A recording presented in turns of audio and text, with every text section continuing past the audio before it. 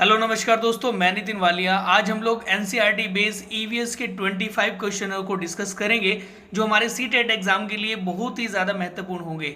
और अगर आपको हमारी वीडियो अच्छी लग रही है और आपने हमारा चैनल अभी तक सब्सक्राइब नहीं किया तो प्लीज़ चैनल को सब्सक्राइब करें और वीडियो को ज़्यादा से ज़्यादा शेयर करें। तो सबसे पहला क्वेश्चन हम लोग देखेंगे कि गुरप्रीत पहली बार रेलगाड़ी से नई दिल्ली से चेन्नई में गया। अपनी रेलगाड़ी के द्वारा निम्नलिखित में से वो कौन सी नदी नहीं है जिसको पार नहीं करेगा। तो कहने का तात्पर्य यह है कि अगर ये यहाँ पर दिल्ली है और दिल्ली से नीचे यहाँ पर ये हमारा चेन्नई है, तो ध्यान रखेंगे दिल्ली से नीचे वो दक्षिण में जा रहा है। तो हमारे दक्षिण भारत की नदियां जैसे हमारे नासिक से निकलती हैं या त्रियंबक गांव से निकलती है, गोदावरी नदी है, इधर बंगाल की खाड़ी में गिर जाएगी। इसके अलावा जो हमारी महाबलेश्वर से निकलती है वो कृष्णा नदी है, वो इधर चली जाती है बंगाल की खाड़ी में। इसके अलावा कावेरी नदी भी जो है हमारी नीचे हमारी ब्रह्मगिरी पहाड़ी से निकलती है और इधर बंगाल की खाड़ी में गिर जाती है। इसके अलावा यहाँ नर्मदा नदी है, तो नर्मदा नदी अमरकंटक की पहाड़ी से निकलती है और इधर की साइड बहती है और एक इधर खंबात की खाड़ी में गिर जाती है। तो ये जो हमारे दक्षिण भारत की नदियां अगर वो दिल्ली से लेकर चेन्नई जाएगा तो इन नदियों को तो वो क्रॉस करेगा। तो किन नदी को वो क्रॉस नहीं करेगा, क्योंकि दिल्ली से ऊपर की ओर होके फ्लो करती है, हमारी उत्तर भारत में बहती है हमारे भारत की सबसे लंबी नदी जिसका नाम है गंगा नदी। तो गंगा नदी को वो क्रॉस नहीं करेगा या उसकी गाड़ी जो है वो क्रॉस नहीं करेगी गंगा नदी को। ओके, नेक्स्ट क्वेश्चन है खाद्य संरक्षण के लिए निम्नलिखित में से कौन सा जोड़ा ठीक नहीं है।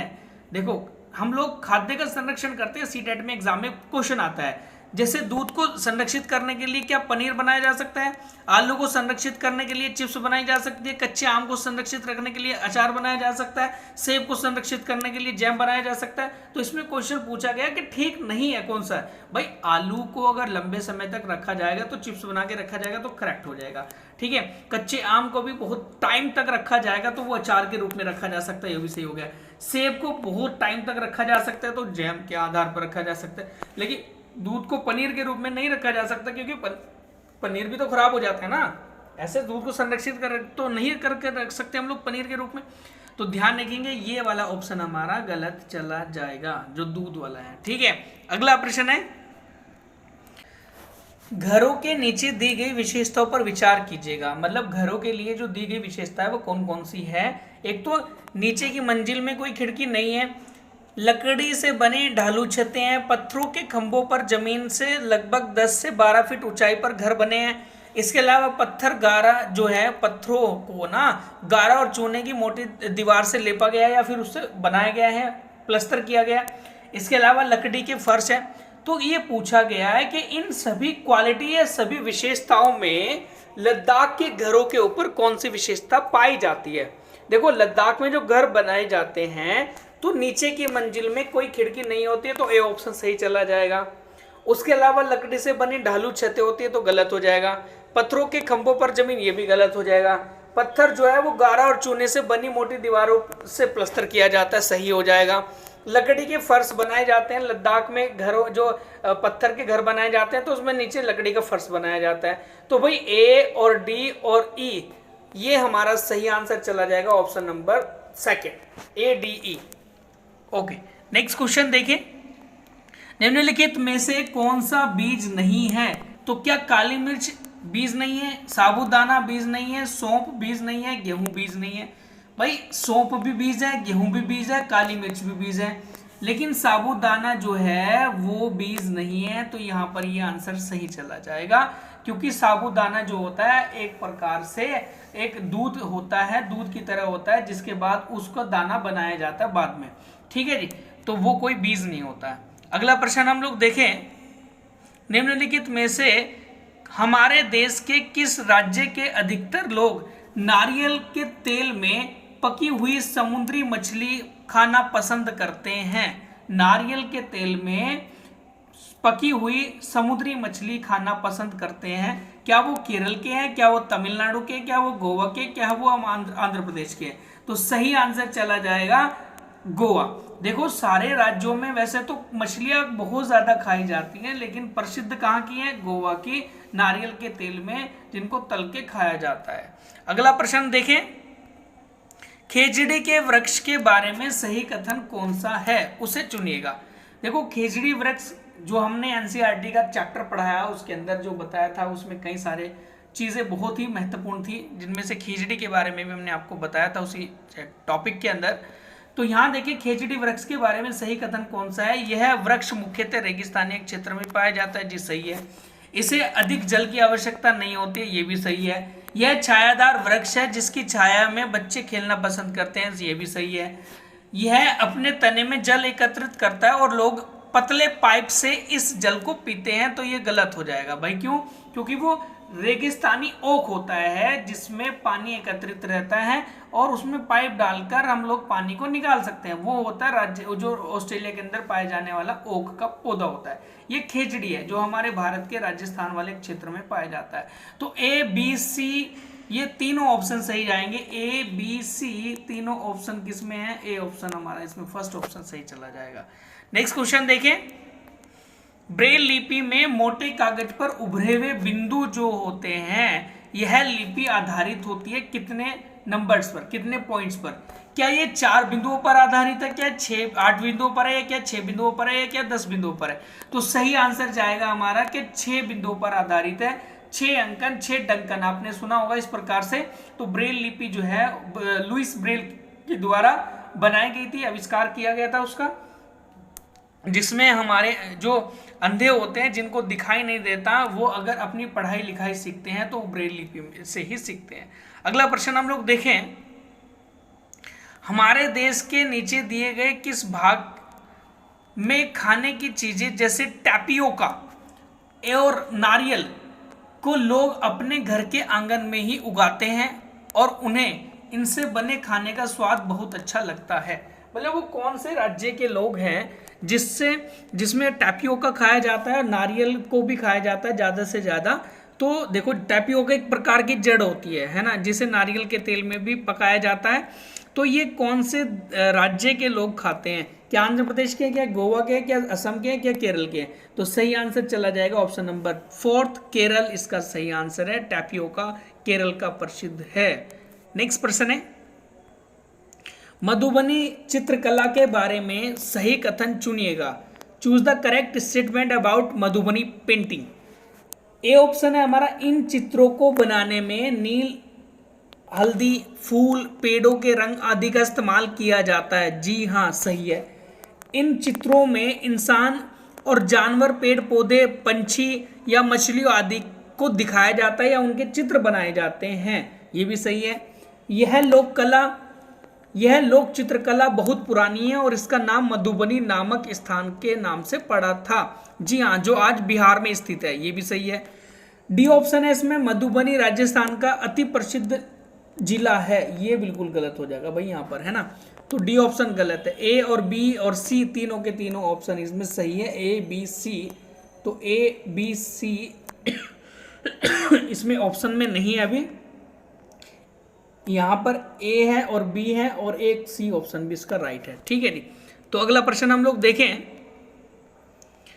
नीचे चित्र में एक चित्र में तो 24 घंटे की घड़ी दिखाई गई है, ये पहला चित्र है।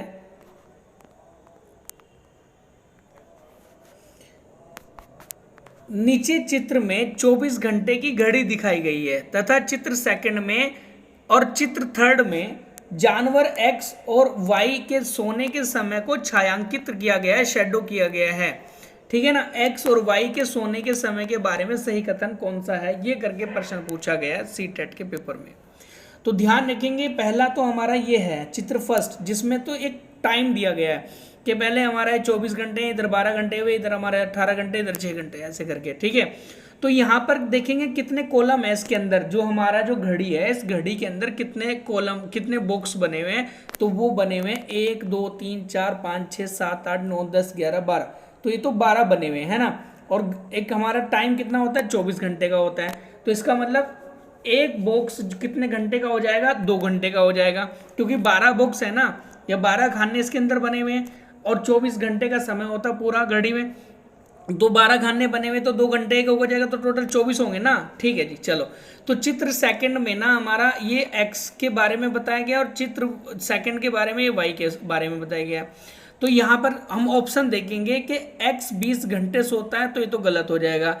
एक्स अंगारा है 18 हो गए, 18 घंटे सोता है, ये भी गलत है। एक्स 4 घंटे सोता है क्योंकि 2 कॉलम छायांकित हुए हैं, 2 कॉलम छायांकित हो रखे हैं एक्स में, तो इसका मतलब 2 दूनी 4, 4 घंटे तो हमारा एक्स सोता है। ठीक है, फिर 1 2 3 4 5 6 7 8 9, 9 हमारे बॉक्स छायांकित हो रखे हैं वाई वाले में, तो 9 दूनी 18, 18 घंटे कौन सोता है, वाई सोता है। तो ये थर्ड ऑप्शन इसमें हमारा चला जाएगा, एक्स 4 घंटे सोता है जबकि वाई जो है हमारा वो 18 घंटे सोता है। अगला प्रश्न हम लोग देखें, मृत सागर क्या है? व्हाट इज द डेड सी? ऐसा सागर जिसका पानी जहरीला है, जी बिल्कुल गलत हो जाएगा। ऐसा सागर जो सभी महासागरों सागरों से ज्यादा नमकीन है, जी हाँ सही है। ऐसा सागर जिसमें ज्वार भाटा बहुत तीव्र गति से आती है, तो गलत हो जाएगा। ऐसा सागर जिसमें जहाज चलाना बहुत कठिन होता है, तो ये भी गलत हो जाएगा। तो इसमें ऑप्शन नंबर हमारा सेकंड चला जाएगा, क्योंकि मृत सागर जो है डेड सी है, जिसका पानी खारा है, नमकीन है। ओके, ये इसका सही आंसर चला जाएगा। और मृत सागर कहाँ पर है? इजराइल और जॉर्डन की पास में स्थित है। ठीक है, अगला प्रश्न हम लोग देखें, आबू धाबी के विषय में एक सही कथन चुनिएगा। वो सही कथन कौन सा है? जैसे ये है एक रेगिस्तानी इलाका है, जी हाँ सही है। आबू धाबी में पानी पेट्रोल से महंगा है, ये भी सही है। यहाँ की स्थानीय भाषा अरबी है, ये भी सही है। आबू धाबी की मुद्रा दिनार नाव के दिरहम है। आबू धाबी की मुद्रा दिरहम है, ना कि दिनार है, तो ये तो ऑप्शन गलत चला जाएगा। तो इसमें ए भी सही जाएगा, इसमें हमारा बी भी सही जाएगा, इसमें हमारा सी भी सही जाएगा। तो ये उसमें ऑप्शन चला जाएगा। यहाँ पर ए बी सी किसी में नहीं है, क्योंकि यहाँ ऑप्शन थोड़ा सा गलत दिया हो गया है, इसको हम लोग सी कर सकते हैं। ए बी सी इसका सही आंसर है। नीचे दी गई कौन सी जानकारी आरक्षित रेल टिकट, रिजर्व जो रेल टिकट होता है हमारा, उससे प्राप्त की जा सकती है? देखो, रेल टिकट को लेकर ऐसे प्रश्न पूछ लिए जाते हैं, या फिर यात्रा से संबंधित कोई भी कहीं हम लोग यात्रा करते हैं तो किस तरीके से हमें कहाँ पर कौन से पर्वत देखने को मिल रहे हैं, कौन सी नदियाँ देखने को मिल रही है, इस प्रकार के प्रश्न हमें देखने को मिलते हैं सीटेट के एग्जाम में। ठीक है, तो नीचे दी गई कौन सी जानकारी एक आरक्षित रेल टिकट से प्राप्त की जा सकती है? टिकट बुक कराने की तारीख और समय यात्रा शुरू करने की तारीख दोनों होती है हमारे रिजर्वेशन टिकट में। ध्यान रखेंगे कि टिकट बुक कराने की तारीख और समय यात्रा शुरू करने की तारीख जो है, समय सब कुछ उसके अंदर दिया गया। डिब्बे का नंबर भी उसके अंदर होगा, बर्थ का नंबर भी उसमें होगा, किराया भी उसके अंदर ही होगा, यात्रा करने वाले लोगों का नाम भी उसमें होगा, आयु भी होगी, लिंग भी होगा कि भाई मेल है फीमेल है, ट्रेन का नंबर भी उसमें होगा, नाम भी होगा, स्टेशन का नाम जहाँ से ट्रेन पकड़नी है, जहाँ से मतलब स्टार्ट करनी है, और अंतिम स्टेशन का नाम भी इसके अंदर होगा। अंतिम ई ऑप्शन है हमारा, अंतिम स्टेशन पर पहुंचने की तारीख और समय भी इसके अंदर होगी, तो ये बिल्कुल गलत हो जाएगा यहाँ पर। तो यहाँ ध्यान रखेंगे, ए ऑप्शन भी सही है, बी ऑप्शन भी सही है, सी ऑप्शन भी सही है, डी ऑप्शन भी सही है, लेकिन यहाँ ई ऑप्शन गलत है, क्योंकि अंतिम स्टेशन पर पहुंचने की तारीख और समय इसके अंदर नहीं होती है जो रिजर्वेशन टिकट हमारा होता है। तो ए बी सी और डी इसमें सेकेंड ऑप्शन सही चला जाएगा। अगला प्रश्न हम लोग देखें, उस वैज्ञानिक का क्या नाम है जिसने सर्वप्रथम मच्छर के पेट के अंदर ताका झांकी की थी और सिद्ध किया था कि मलेरिया मच्छर से फैलता है, तथा इस अनुसंधान के लिए उन्हें दिसंबर सन 1902 में चिकित्सा के क्षेत्र में नोबेल पुरस्कार भी मिला था। तो वो व्यक्ति कौन है, वो वैज्ञानिक कौन सा है जिसने क्या किया था कि हमारे मलेरिया की खोज की थी, या हम लोग ये कह सकते हैं मलेरिया के टीके को बनाया था, या हम लोग कह सकते हैं कि मच्छर जो होता है वो मलेरिया के द्वारा फैलता है। तो ये किसने बताया था? तो आपका आंसर जाएगा रोनाल्ड रोस, ऑप्शन नंबर थर्ड। नेक्स्ट प्रश्न है हमारा, हाथियों के झुंड के बारे में सही कथन चुनिएगा। कौन सा इसमें सही कथन है, स्टेटमेंट है हमारा हाथियों के झुंड के बारे में? तो हम लोग देखेंगे जरा, हाथियों के झुंड में केवल हथनियाँ और 14 से 15 वर्ष तक के बच्चे ही होते हैं, जी हाँ बिल्कुल सही है। हाथियों के एक झुंड में किसी एक ही परिवार के सदस्य होते हैं, तो ये तो गलत हो जाएगा जी। झुंड की सबसे बुजुर्ग हथनी ही पूरे झुंड की नेता होती है, ये बिल्कुल सही है। एक झुंड में हथनियों और बच्चों की संख्या कितनी भी हो सकती है, ऐसा नहीं है जी, कितनी नहीं होती, क्योंकि उनकी निर्धारित संख्या होती है। ठीक है, तो यहाँ ध्यान रखेंगे, इसमें ए ऑप्शन और हमारा सी ऑप्शन सही जाएगा, ए और सी इसमें जाएगा ऑप्शन नंबर सेकंड। ठीक है, अगला प्रश्न हम लोग देखें, किसी शहर के मानचित्र पर यह लिखा गया था कि स्केल फर्स्ट सेंटीमीटर बराबर 110 मीटर है, मतलब 1 सेंटीमीटर बराबर 110 मीटर है। यदि मानचित्र पर किन्हीं दो स्थानों के बीच की दूरी 15 सेंटीमीटर हो तो दोनों स्थानों के बीच की वास्तविक दूरी कितनी होगी। तो हम लोग ध्यान रखेंगे कि जो एक सेंटीमीटर तो 110 मीटर है, 15 सेंटीमीटर दोनों स्थानों के बीच की दूरी है, तो इसका मतलब हम लोग क्या करेंगे कि 15 सेंटीमीटर को 110 मीटर से मल्टीप्लाई कर लेंगे और हमारा लगभग 1605 या 50 के आसपास आएगा, 1650 मीटर आएगा। और 1650 मीटर को हम लोग कैसे लिख सकते हैं, तो 1.65 मीटर के आसपास ऐसे करके लिख सकते हैं। ऑप्शन नंबर हमारा 4 सही चला जाएगा। नेक्स्ट क्वेश्चन हम लोग देखें, एक पश्मीना शॉल लगभग, मतलब एक पश्मीना शॉल जो है बहुत ज़्यादा प्रसिद्ध है हमारा पश्मीना शॉल, ठीक है। एक पश्मीना शॉल जो है साधारण स्वेटर के बराबर गर्म होती है, मतलब कितने स्वेटर के बराबर गर्म होती है, 6 के, 5 के, 4 के, 2 के, है ना। तथा एक साधारण पश्मीना शॉल को बुनने में कितने घंटे का समय लगता है, ये भी प्रश्न पूछा गया है। तो यहाँ पर एक तो किसके बराबर होती है, 6 स्वेटरों के बराबर होती है। जो नॉर्मल 6 स्वेटर होते हैं उनके बराबर एक पश्मीना शॉल होता है। अब देख लो कितना गर्म है, मतलब 6 गर्म स्वेटर और एक पश्मीना शॉल, ऊपर से इसको बनाने में कितने घंटे लग रहे, 250 घंटे लग रहे। तो इसका ऑप्शन नंबर 3 सही चला जाएगा, 6 घंटे 6 स्वेटर और 250 घंटे, ठीक है। अगला प्रश्न हम लोग देखें, उसे चुने जो अन्यों से भिन्न है, मतलब ऐसे पॉइंट को या ऐसे ऑप्शन को हम लोग चुनेंगे जो दूसरों से डिफरेंट है, ठीक है। तो वो कौन सा ऐसा है, क्या वो पेट्रोल है, ग्रीस है, पैराफिन वैक्स है या कोल है, कोल मतलब कोयला। तो यहाँ पर पेट्रोल जो होता है, पेट्रोल के ही सह संबंध रखते हैं ग्रीस भी, क्योंकि ग्रीस के बाद पेट्रोल निकाला जाता है, पैराफिन वैक्स के बाद ही हमारा पेट्रोल निकलता है। मतलब जो कच्चे तेल होता है ना, तो कच्चे तेल से ही तीनों चीज़ें प्राप्त की जाती है, पैराफिन ऑयल भी किया जाता है, ग्रीस भी की जाती है और पेट्रोल भी किया जाता है। लेकिन कोयला जो है वो कच्चे तेल से प्राप्त नहीं होगा। तो ऑप्शन नंबर हमारा 4 सही जाएगा, ये इन तीनों से डिफरेंट है। नेक्स्ट क्वेश्चन देखें, अल बरूनी जिस देश से आया था उस देश का नाम क्या है। क्या अफगानिस्तान है, क्या उज्बेकिस्तान है, क्या बांग्लादेश है, क्या जोमान है ना। तो इसका सही आंसर जाएगा हमारा उज्बेकिस्तान। उज्बेकिस्तान जो है, जो हमारे एक पड़ता है मध्य एशिया के अंदर। उज्बेकिस्तान एक मुस्लिम कंट्री है, ठीक है, जो रसिया से अलग हुई थी। और उज्बेकिस्तान से ही कौन आया था, अल बरूनी भारत आया था। और अल बरूनी किसके टाइम पीरियड में भारत आया था, तो महमूद गजनबी, जिसने भारत पर सबसे ज़्यादा बार आक्रमण किया, 17 बार, महमूद गजनबी के साथ ही अल बरूनी भारत आया था। और अल बरूनी के द्वारा एक पुस्तक भी लिखी गई थी, उस पुस्तक के नाम भी पूछ लिया जाता है सीटेट में, जिसका नाम था तहकीकात ए हिंद, ठीक है ना। तो जो भारत की खोज, या जिसे कह सकते हैं कि तहकीकात ए हिंद नामक पुस्तक की रचना किसने की थी, तो आंसर चला जाएगा अल बरूनी। अगला प्रश्न हम लोग देखें, डिसलेक्सिया मुख्यतः कौन सी समस्या है या किससे संबंधित एक समस्या है। तो डिसलेक्सिया जो है हमारा, वो एक क्या सुनने से है, क्या बोलने और सुनने से है, क्या वो बोलने से है, क्या वो पढ़ने से है। तो इसका सही आंसर जाएगा पढ़ने से।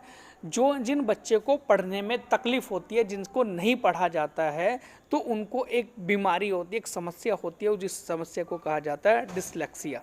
अगला प्रश्न हम लोग देखें, निम्नलिखित में से जानवरों की वह सूची जो हमारे घरों में रहते हैं कौन सी है। तो इनमें से वो सूची हमने चुननी है, देखनी है जो हमारे घरों में रहते हैं। क्या मकड़ी, चूहा, कोकरोच, छिपकली रहती है, क्या मकड़ी, छिपकली, कोकरोच, कबूतर रहता है, क्या कोकरोच, चींटी, चूहा, चमगादड़ हमारे उसमें रहता है घरों में, या चूहा, मकड़ी या फिर छिपकली, गिलहरी हमारे घरों में रहती है। देखो ये रहते हैं तो सारे के सारे लगभग हमारे घरों में। लेकिन क्या होता है कि जो जनरली मतलब नॉर्मली हमारे घरों में पाए जाते हैं, जैसे हमने बहुत अच्छा खासा साफ़ सुथरा घर बना रखा, उसके अंदर कुछ ना कुछ ऐसे जीव होते हैं जो आ ही जाते हैं। तो वह है मकड़ी एक, तो फिर ऊपर से चूहा भी है, कोकरोच भी है और छिपकली भी है। तो ऑप्शन नंबर 1 इसमें सही चला जाएगा, ठीक है। तो ऐसे करके क्वेश्चन आते हैं हमारे सीटेट में, ध्यान रखेंगे, इंपॉर्टेंट पर्सन था हमारा।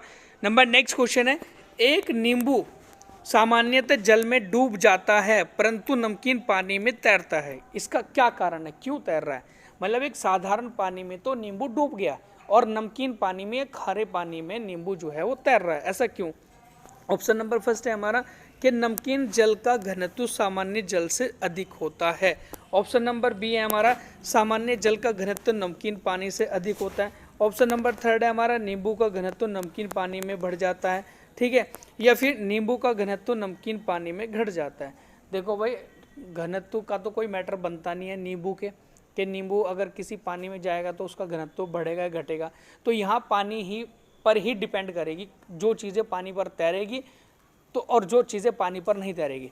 अगर जो चीज़ पानी पर तैर रही है तो इसका मतलब क्या है कि उसका घनत्व पानी के घनत्व से कम है। तो ध्यान रखेंगे ऑप्शन नंबर फर्स्ट इसमें सही जाएगा हमारा, क्योंकि नमकीन जल का घनत्व सामान्य जल से अधिक होता है और जब नमकीन जल का घनत्व ज़्यादा होगा तो उस पर चीज़ें तैरेंगी। मतलब जिस पानी का घनत्व ज़्यादा होता है उस पर चीज़ें तैरती हैं। तो ऑप्शन नंबर हमारा सही चला जाएगा पहला, ठीक है। तो नेक्स्ट प्रश्न हम लोग देखें, एक किसान भूसे को अनाज से अलग करना चाहता है तो इस प्रक्रिया को क्या कहा जाता है? देखो ध्यान रखेंगे, क्या थ्रेशिंग कहा जाता है, विनोविंग कहा जाता है, हार्वेस्टिंग कहा जाता है या हैंड पिकिंग कहा जाता है, हैंड पिकिंग, ठीक है। तो यहाँ थ्रेशिंग का मतलब होता है जिस समय वो जो गेहूं मशीन के द्वारा निकाला जाता है ना, उसमें क्या हो जाता है कि दबाव डाला जाता है और उसमें हल्की जो एक हमारा भूसा होता है उसको अलग कर दिया जाता है दबाव डालकर, और जो हमारा गेहूं होता है, मोटे दाने होते हैं, उसको अलग कर दिया जाता है। या विनोविंग जो एक प्रक्रिया है वो हाथों से, छाछ से नहीं करते क्या, छाछ से जब हम लोग क्या करते हैं कि मोटे दाने को अलग करते हैं, वो हो गया विनोविंग। और हार्वेस्टिंग जो होता है वो कट करना होता है, काटना होता है फसलों को। और हैंड पिकिंग जो हो जाता है वो जो जैसे आपने कभी सुना होगा, छाछ ऊपर करके ऐसे सर के ऊपर से ले जाके और पीछे हवा चलाते हैं, पंखा चलाते हैं तो वो उड़ता रहता है ऐसे करके, तो वो प्रक्रिया होती है हमारी हैंड पिकिंग। तो यहाँ पर थ्रेसिंग इसका सही आंसर जाएगा। जो एक किसान भूसे को अनाज से अलग करना चाहता है तो उस प्रक्रिया को हम लोग थ्रेसिंग कहते हैं। अगला और नेक्स्ट प्रश्न हम लोग देखें, दुर्गा एक गांव में रहती है। दुर्गा एक गांव में रहती है और चूल्हे पर खाना बनाने के लिए लकड़ी व गोबर के कंडों का प्रयोग करते हैं। कंडे मतलब एक जो गोबर के वो होते हैं, गोसे होते हैं, गोहे होते हैं ना। वह पिछले 3 माह से खांसी से पीड़ित हो चुकी है, हैं? तो ऐसा क्यों हुआ? तो ईंधन के जलने से निकलने वाली कार्बन डाइऑक्साइड से जो उसके श्वसन अंगों में जम रही है, क्या ये सही है? जलते हुए ईंधन से निकलने वाले धुएं से जो उसके श्वसन नलिकाओं में जम गया है, क्या ये सही है? जलते हुए ईंधन से निकलने वाले धुआं जो उसे एलर्जी कर रहा है, क्या ये सही है? ऑप्शन नंबर 4 है हमारा, उसकी अधिक उम्र होने के कारण झोपड़ी के आसपास के वातावरण में प्रदूषण बहुत ज़्यादा हो चुका है, तो क्या ये सही है? देखो ये इसका सही आंसर जाएगा कि जब कभी हम लोग चूल्हे पर गोहे के ज़्यादा से ज़्यादा यूज़ करते हैं, उसको जलाते हैं, उसमें से धुआं निकलता है, या लकड़ी को जला रहे हैं, ज़्यादा से ज़्यादा धुआं निकल रहा है, तो ईंधन से निकलने वाली जो कार्बन डाइऑक्साइड है, CO2 है, तो वो हमारी श्वसन नाल में जाकर जम जाती है, चिपक जाती है, जिससे हमें खांसी होती है और वो धीरे धीरे खांसी बढ़ती चली जाती है, जिसकी वजह से हमारे फेफड़े प्रभावित हो जाते हैं, खराब हो जाते हैं। तो ये एक बहुत बड़ी बीमारी है। इसीलिए पर्यावरण को बचाने के लिए और अपना स्वास्थ्य ठीक रखने के लिए हमें आज के टाइम में ज़्यादा से ज़्यादा हम लोग गैस का प्रयोग कर रहे हैं, LPG गैस का प्रयोग कर रहे हैं, ठीक है जी। तो ये थे आज के हमारे टॉप 25 EVS के जो NCERT बेस्ड क्वेश्चन है वो। और अगर हमारी वीडियो आपको अच्छी लगी तो प्लीज़ वीडियो को लाइक करें, शेयर करें एंड चैनल को सब्सक्राइब करें। And thank you so much.